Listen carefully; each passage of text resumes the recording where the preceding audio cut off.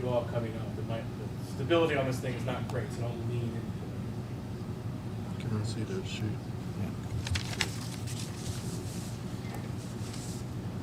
Philip, something. Oh. Does that help it work? Yeah.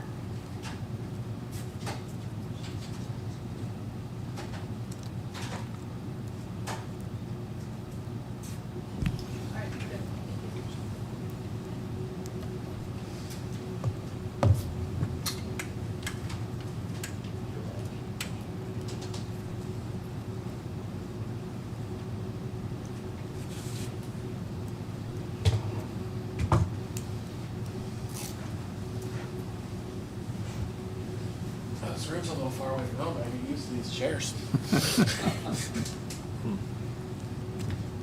Are we ready?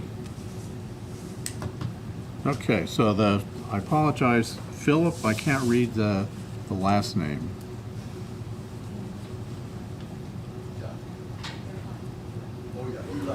Oh, okay. All right, so the next person is Kim Rosine.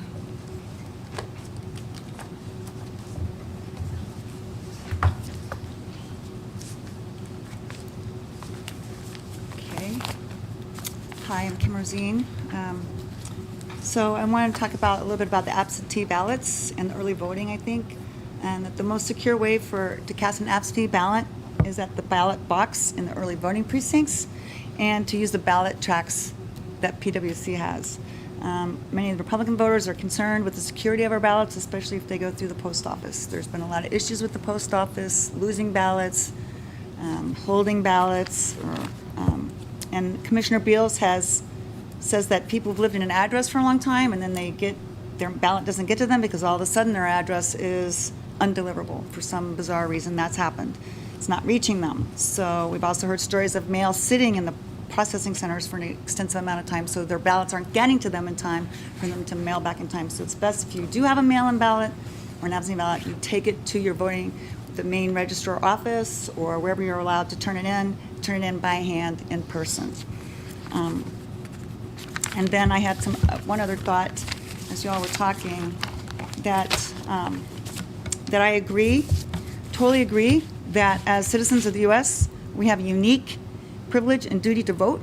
However, I disagree with the premise that voting should be easy and cheating hard. I believe that voting should be hard, and that makes cheating harder.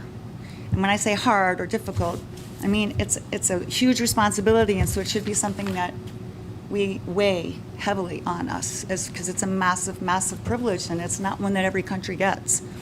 And so if you believe the privilege and duty comes heavy responsibility. So voting shouldn't be willy-nilly or drive-by or, just something that you do like ordering your Amazon, okay? Because that doesn't take a lot of thought. It doesn't take a lot of effort. And with effort, you realize what you're doing, and you realize maybe the great responsibility and privilege that we have. And so when you make it too easy, it becomes not as relevant. That's what I believe. So I believe that we should have an election day, not a season. A day means that there is a limited amount of time, and that you do have a massive responsibility to make the effort and the time to get out there and do your duty, your civic duty, and your unique privilege. So that's my thoughts on that. Thank you. Thank you for being here, and thank you for listening. Thank you. Thank you,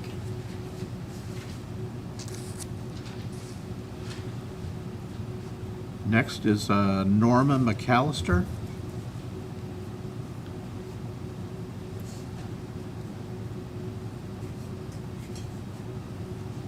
First off, I'm really nervous, so I've never done this before. I don't have a lot of faith in the voting. One of the reasons is because I had my mail-in for the first time. Well, actually, this is our second time for mail-in. Before, we always went in to vote. And I was a little disturbed by the mail-in. I don't know if anybody's seen it. I'm kind of emotional about it because I was kind of shocked. And in the little corner, it says, check here if you don't have no Social Security. So I didn't understand that. It didn't make any sense. So I've been asking several people that had mail-in, and they're like, I didn't see that. I don't understand. I'm like, I took a picture of it. I said, see, it says, check here if you don't have a social security number. Well, to me, I was like, it didn't make any sense. But after listening to you, Mr. Olson, about the DMV, I'm thinking to myself, is the database not being connected? Because when you're registering to vote, you have to have all this documentation. But when you go to DMV, it looks like all you have to do is check and you can go vote. Something's wrong. There's something wrong with the system. Maybe I'm right, maybe I'm wrong, I don't know. And where's the responsibilities of the DMV? I mean, and how come they don't communicate? How come the databases don't look at each other? It doesn't make any sense. But if you look, have you looked at the mail-in ballot? Has anybody looked at that? I'm just curious, and I'm thinking there's something wrong with this system. Anyway, I'm sorry, I'm just nervous. Thank you. What was your name again, Norma Colleen? McAllister, and I lived in the county for 28 years. So, anyway, sorry. Thank you, Norman. You did great. Thank you. I meant to say a lot. All right, and final name is, I can't make this out. What's that? That's Colonel Jeff Fuller.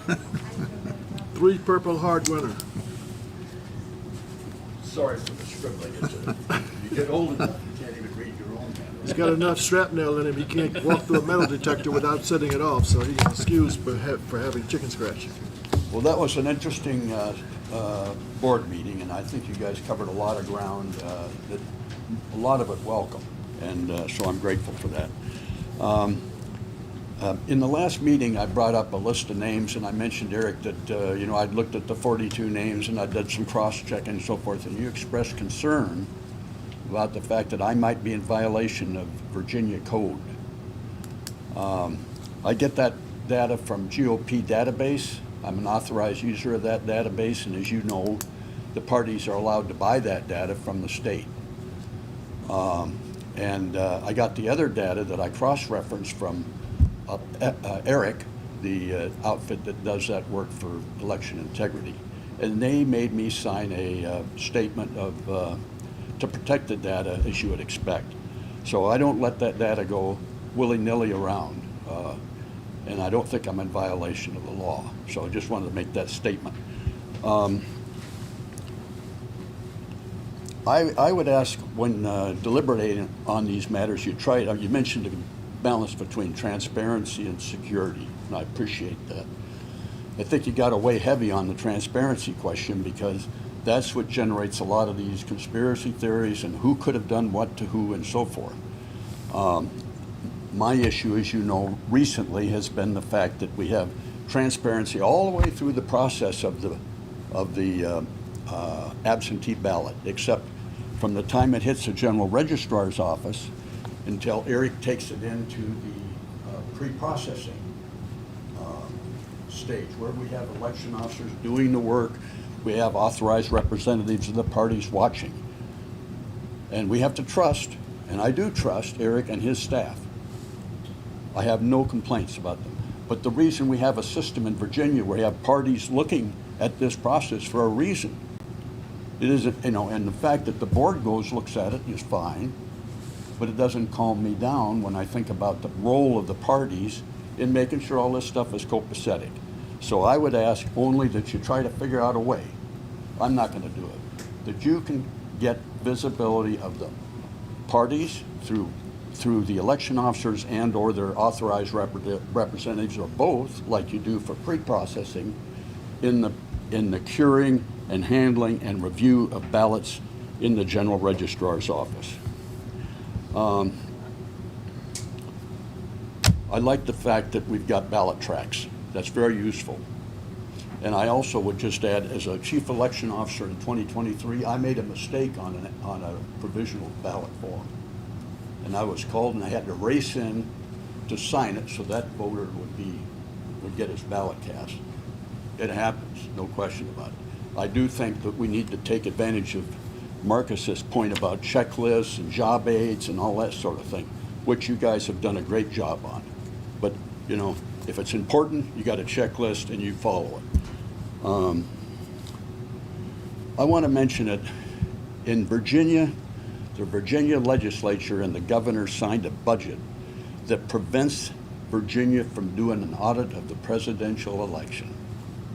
The most important election in our lifetime, and we're not going to be able to do an audit of that election because the legislature said no money can be spent on audit of the presidential election. Why? Why? Very irritating. And then the State Board of Elections says you won't do it on a, you won't do any kind of batch comparison audit of the Senate race. Why? The batch comparison audit is the only chance to confirm what Eric already told us, is that the machine accurately reads the intent of the voter precisely, and it's all reflected in the results. So it's good to have that, and Eric, I really am grateful for that information you gave us because it builds confidence, right? It happens over and over, and you're always right. That builds confidence. But to have the legislature tell us and the governor to agree that we're not going to be able to audit the presidential election, is totally stunning and unacceptable. So thank you guys for what you're doing. It's astonishing to me that we are able to pull off an election like this. Every time it happens, I always have my teeth kind of gritted, but I appreciate what you're doing. And Eric, thank you and your staff.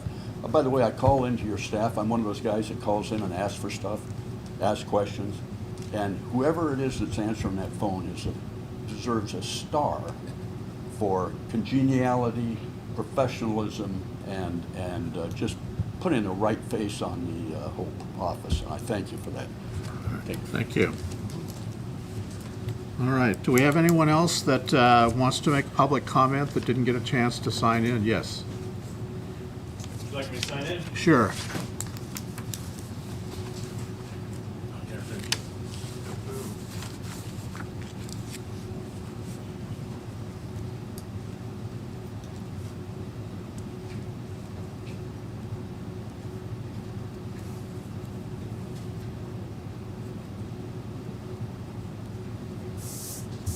Great.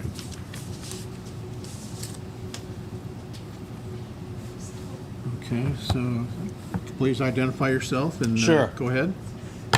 I'm Steve Amato. I'm a resident of the Occoquan District here in Prince William County. I'm both a trained elections officer and a poll watcher.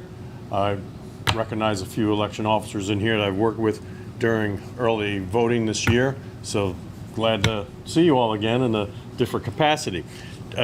First, I want to state to Mr. Olson, the open house that was hosted by your office in August was awesome.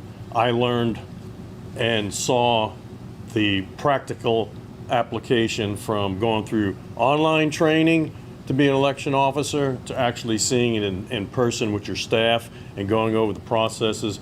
Your in-depth presentation about the certification helped build and instill confidence in me within how our county is running the elections. So thanks for that. I commend your staff, many of them working overtime for that, and I hope that the county can compensate them for further open houses in the future. It's extremely beneficial for everybody to do that. Maybe a few more days to have that. Looking back on the presentation, a lot of great information, and I just throw out there as a follower of checklists for many years in the military that on the provisional ballot, are we providing feedback to those chief officers of election at the precincts if they are not signing, if there's different breakdowns, but getting that feedback is important because without that feedback, we can't bolster how we can continue with our elections to do that. And as a 27 plus years, I cast many ballots by absentee, and I do think it's a personal responsibility of everybody who does an absentee ballot to get it in on time, sign it, and document it. There should be no excuse, nothing at all for that, unless there's a medical issue which would preclude that individual from getting that ballot in.